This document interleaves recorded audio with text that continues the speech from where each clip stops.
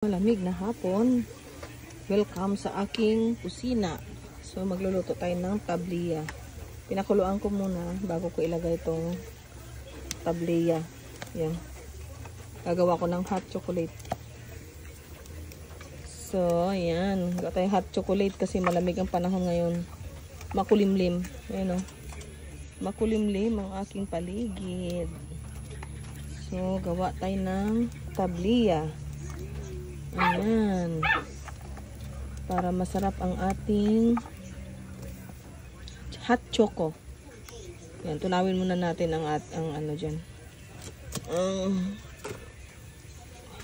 Tabliya dyan.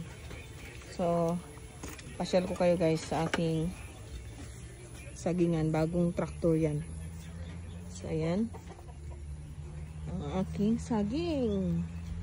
Bigyan nyo na ako ng maraming bunga. Malapit na ito magpuso guys. So ayan. Ayan o. Ayun ang aking mga manok o.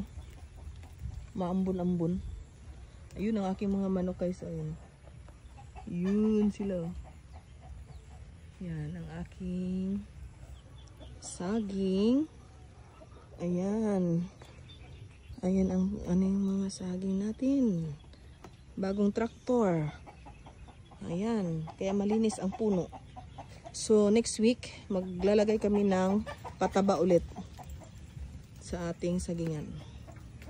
And then yung kiat-kiat guys na sinabi ko pinutol ko, joke ko lang yan syempre. Hindi ko puputulin yan. Ayan o, mayroon pa.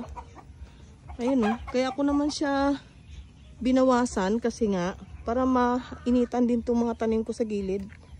Ayan yung nyug. Tapos yung saging ko, kaya ako kinap dito sa gilid para makalabas yung saging. Yan guys, yan po talagang purpose nun.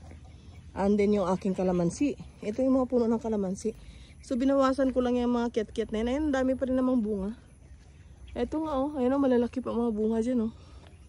Ayan ang mga bunga oh. Ay, hindi makita kasi green. Ayan oh yan, ang mga bunga. So hindi ko talaga yan sila pinotol.